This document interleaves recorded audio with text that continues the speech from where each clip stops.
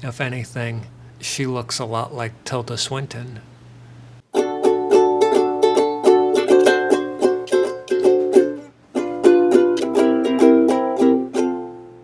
Welcome to Sketchbook Legends. I'm your artist, Paul Hostetler. Today we are going to be drawing an elf maiden. Now I've got some thoughts about elves, and I've done some research on elves. But mostly I did this because a little while ago I drew a little goblin boy.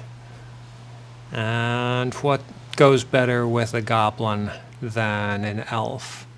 And they're both part of the same sort of Tolkien-esque mythological world-building vision. I will apologize. I didn't realize one of my cameras wasn't on while I was filming, so we got just one view, no cuts for the first part of this sketchbook exercise. Now you may notice that with my head and the placement of the body and the limbs, I'm throwing this elf maiden in a sort of a setting, an actual setting. I'm creating an entire scene for this elf maiden to be in, which I don't usually do. Usually my sketchbook and my sketchbook legends are for singular concepts. If I want to draw a Frankenstein or a mummy, I'm drawing the Frankenstein. I'm drawing the mummy. I don't necessarily need to put them in a setting, although I did for the mummy, so that wasn't really a good example. And come to think of it, there's a Frankenstein coming up, and I put him in a background too, so that wasn't a good example either. But the goblin, I didn't put him in a backdrop against any sort of setting, so this is going above and beyond for me, which apparently I do quite a lot. But I was pulling a little bit from Arthur Rackham when I came up with this particular setting for the Elf Maiden. If you don't know Arthur Rackham, I think he was a turn-of-the-century illustrator, very famous for his fairy tales, for his fantasy illustrations. He was extraordinary at drawing woodlands and fantasy locales, and just also, I don't know if he really drew elves, but he often drew ethereal type beings. I think he illustrated a couple of operas in which, you're juxtaposing gremlins and gnomes with Valkyries and angels and stuff, and the setting would always be this very dark, lush place with a bunch of gnarly trees and pools of brackish water and hook-nosed fiends. I think he did a Christmas Carol too. He had fun with making Ebenezer Scrooge look just as crypt-keepery as you could possibly make him. That's the first thing that came to mind illustrator-wise when drawing an elf. Other influences include Brian Froud, who I mentioned in the Goblin video, and let's see, who else? Probably Charles Vess, just taking a look at that elf maiden's face. There's a little bit of Vess in there. Charles Vess, very much known for contemporary fantasy illustration. I think most recently he might have done the covers and the illustrations for the gigantic Earthsea compendium that was a little too fat for me to buy. But Charles Vess is known for his line artwork. usually filled with watercolor and colored pencil. Everything has a sort of bright, festive look to it. He did a lot of work with Neil Gaiman. He illustrated, I think, the comic book version of Stardust. He did a couple of Sandman stories. Charles Vess has kind of made a name for himself as the contemporary elf artist. So I got to pull a little from him also. I'm using my normal Kuretake brush pen to do the line art. And I'm pulling for the costume there, for my elf maiden's costume. I don't know why she's a maiden. There's nothing, about her that screams, maiden. Elves are supposed to be immortal. Or at least supernatural. There's nothing that says, that screams unmarried or or virginal about this particular elf.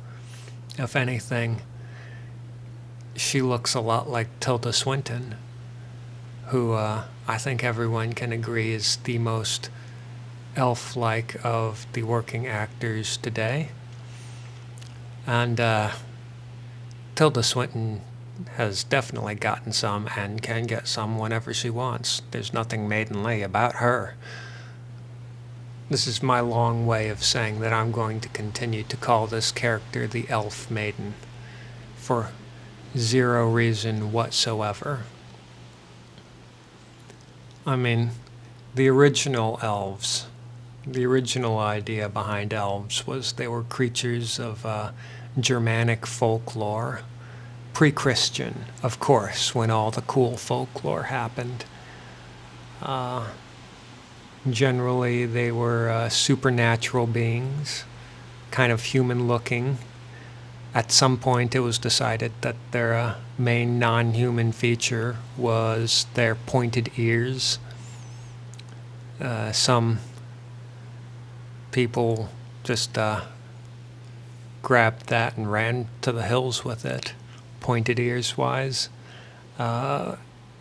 Elves, unlike angels or demons or goblins or gnomes or trolls, are generally thought to be agnostic or amoral in their relations to humans.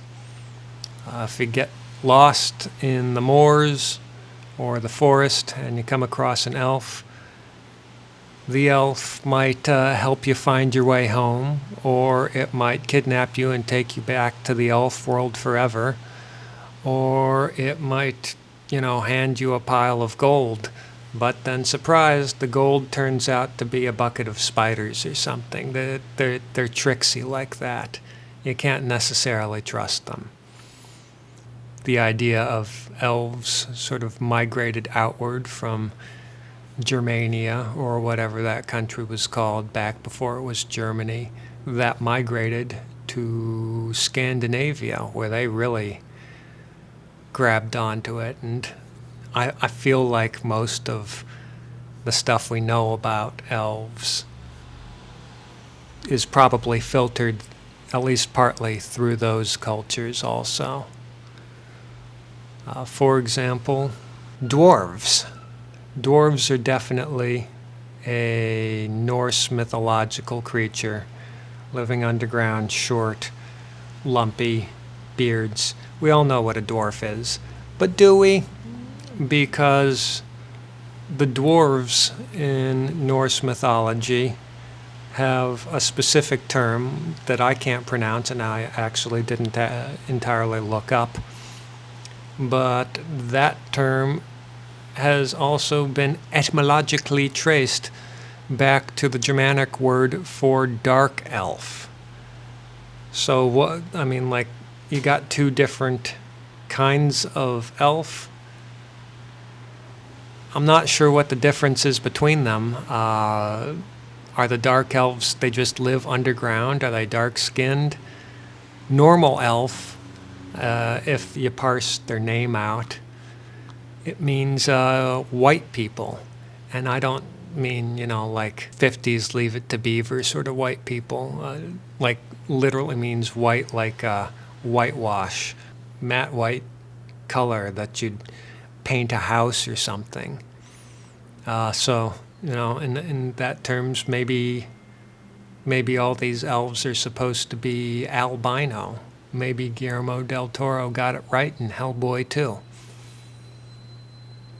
And the dark elves apparently sort of mutated into dwarves as they went north and west and, made their way into Scandinavia. So you learn something. Elves and dwarves, actually kind of the same thing.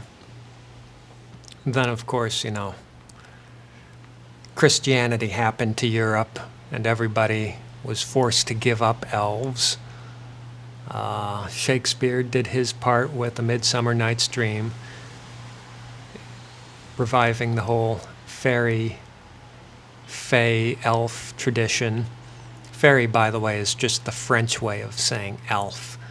At some point, fairies shrunk and got wings, and elves stayed normal-sized, at least until the 19th century, when the Victorians got a hold of elves and made them tiny servants beholden to Santa Claus and, shoemakers for some reason, who just love being helpful and doing odd jobs for human beings, the way I'm sure the landed gentry enjoyed thinking that their servants were just simply thrilled out of their minds to be serving such a wonderful species as rich white people. And that's pretty much what we know about elves in literature up until J.R.R. Tolkien, Lord of the Rings, The Hobbit, a lot of elves all over his work. But as an Oxford scholar, his field of study was like Norse history, culture, mythology, and language. So pretty much everything that he put into Lord of the Rings, he was pulling from Norse scriptures and folk tales. And that's why his elves, unlike the Victorian elves, are human-sized. And, he added his own little flair to them. He invented orcs as sort of like a perversion of elves. Apparently goblins weren't good enough for his grand epic. He needed to invent orcs also.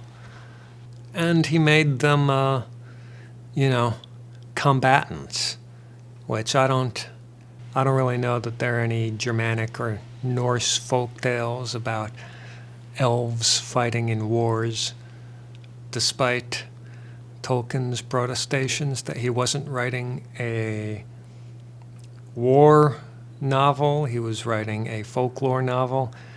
There certainly is a heck of a lot of war in The Lord of the Rings, and elves are a part of that. And Tolkien's the one who made elves and war go together.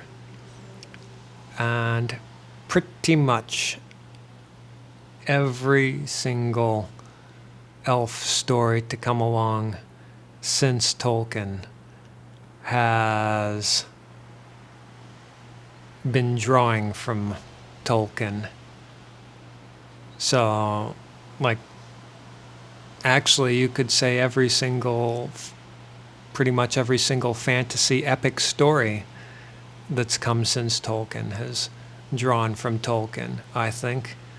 To the genres, what's the opposite of benefit? It's just, you keep going back to that well. Eventually it runs dry, and all you got is the same crap recycled over and over and over, which apparently some people love. Apparently that gets them hard. I'd like a little variety in my diet, please. Neil Gaiman, sex pest, did his part to pull a little bit more from the Norse folk tales when he threw elves into Sandman and all of his novels and such and such. Yeah, when people think of elves, they think of Tolkien. And, I just think it's interesting looking at it now. I've got my elf maiden there. She's sitting under a big, dark, ugly-looking tree. It's sort of a Beauty and the Beast dynamic again, isn't it? The innocence, even though elves are not innocent, the purity of the female form juxtaposed with the raw savagery of apparently a male tree. That contrast seems hardwired into our brains.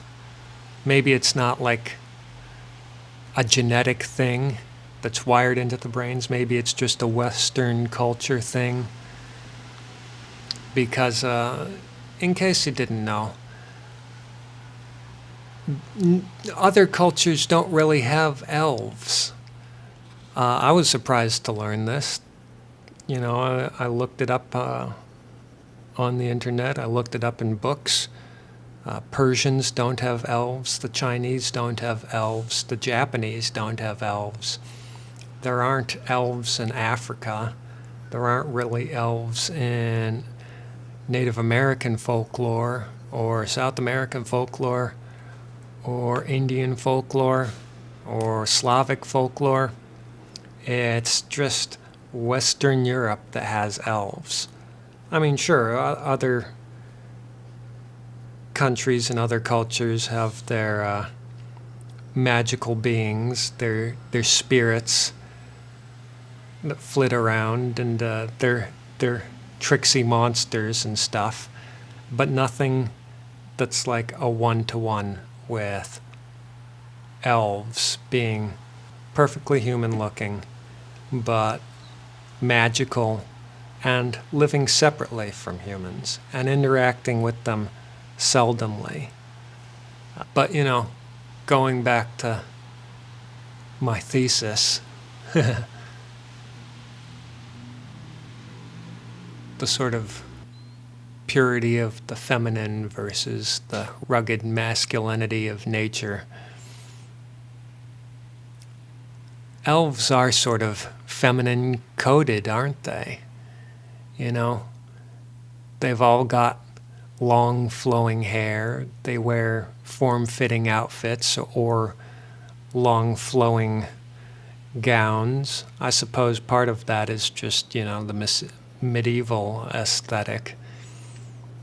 But they all have pointy chins and really great cheekbones and flawless skin. Even when they're wielding weapons, you think of an elf with a weapon, the first thing you think of is a bow and arrow.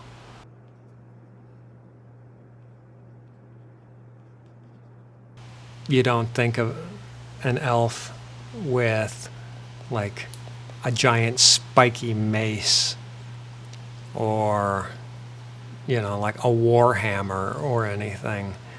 Those are weapons that require getting down in the mud and using brute force to kill your opponent. And elves either use these delicately curved bladed weapons or bow and arrows, which require a little bit more skill and finesse to learn how to wield.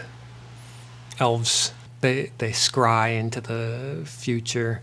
How many psychics have you seen that are like men wearing flannel shirts with big beards? Very few. Most people practicing magical arts these days code themselves as feminine. even the elf men don't have like facial hair or anything. They're all very femboyish. And so like I don't really have an opinion about that. It's just something I noticed. And I think it says something about like possibly Western culture as a whole. I mean, because if elves are coded as feminine, what exactly is coded as masculine? I'd argue that it's probably trolls and goblins. These are the most masculine creatures, given that you very, very, very, very, very rarely see a lady troll or a lady goblin.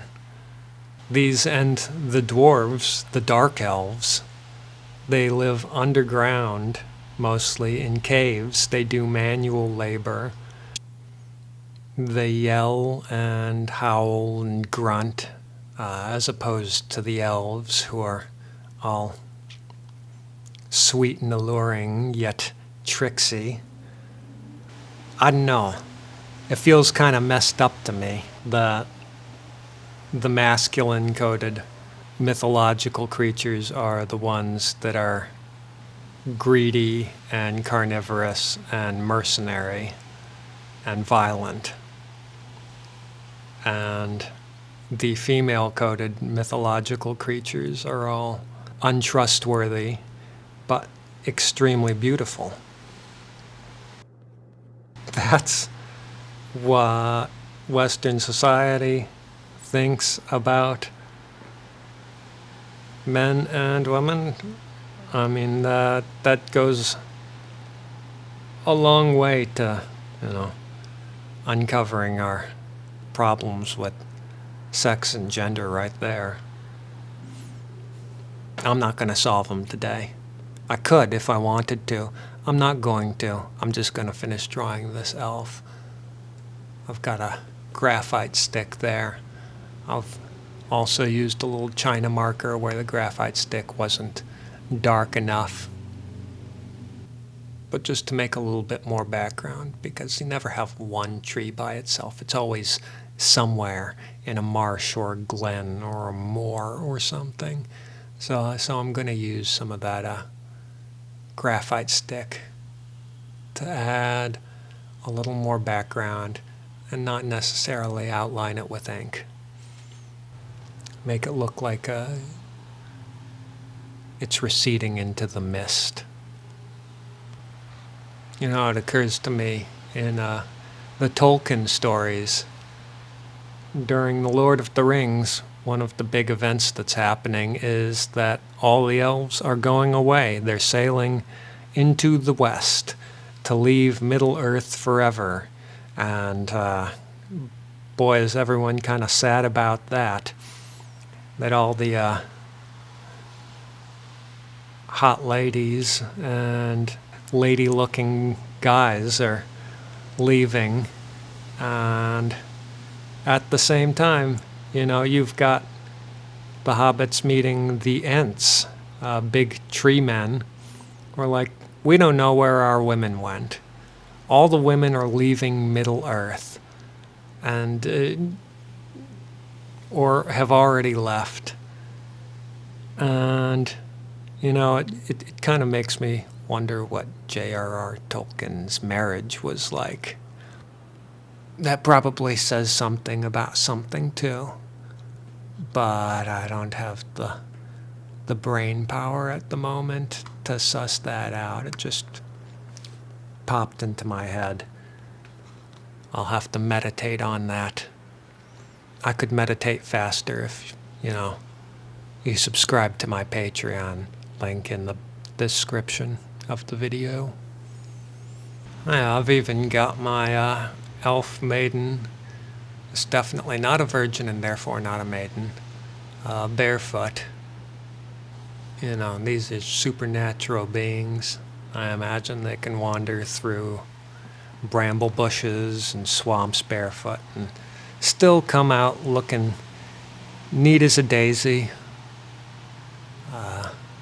which I suppose is how you can tell that they're supernatural beings, just by how clean they are compared to how clean your average human being was in the pagan or medieval times back in Europe. I don't know if I mentioned it before. You may have noticed that my elf has 6 fingers on each hand. This is a clever reference to something, a rumor, I don't know if it's true or even if it's a real rumor, that Anne Boleyn had 6 fingers on at least one hand, and that therefore the court was prejudiced against her because she was clearly a child of elves and fairies and not humans, and was sent to seduce King Henry V away from the Christian bonds of marriage. Most of that, I'm sure, is not true, but there may have been a rumor to that effect. It seems like the sort of stupid thing that rich nobles in King Henry's time would have absolutely 100% believed in, because they're dumb. Always going to war with France and crap. Why can't they just hang out barefoot in the swamp like the sexy elves? No, I was just intending to erase, add a little mist, but that graphite turned out to be thicker than I expected, so it just kind of ended up smudging. It's alright. It ends in even more Rackham-esque effect to the background. Sometimes you get these happy accidents with your media. Back during the 1700s, during the Romantic period, elves were so popular that you get names, I think, that come out of that period, like Alfred, which, is derived from Elfred. The name Alfred means elf advice, which is wild. And you don't see too many kids named like Goblins did it, or Ferry Bueller. I didn't look up names derived from fairies, so Ferris very well may be referring to fairies and elves.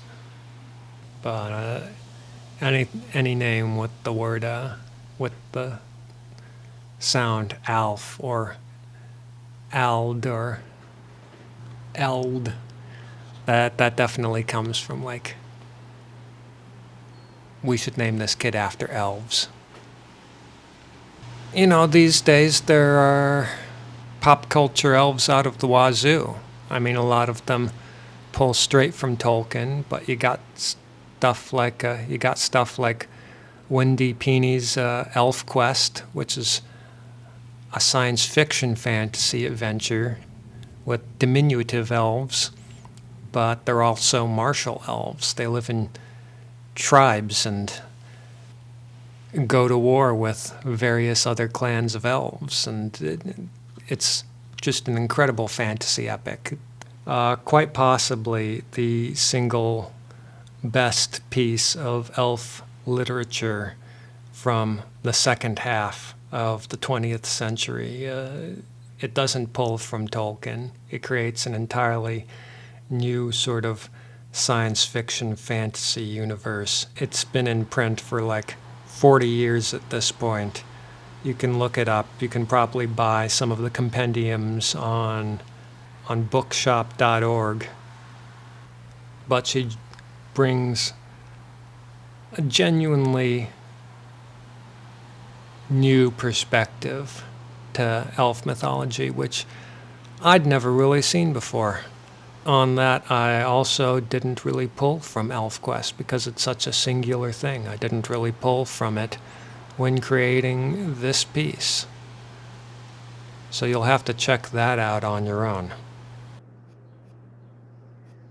And that's roughly all I have to say on elves. There is my non-virginal elf maiden. It's very important you know this elf maiden fucks. And if you enjoyed this drawing or this video, please click on the like button. Please click on the subscribe button. If you want to be notified when new videos drop, which they do every Wednesday, you can click the bell icon too. There are links to my Patreon where you can see these videos early, and my Ko-Fi and my TeePublic stores in the description. So, until next time, stay sketching, stay legendary, and have a nice day.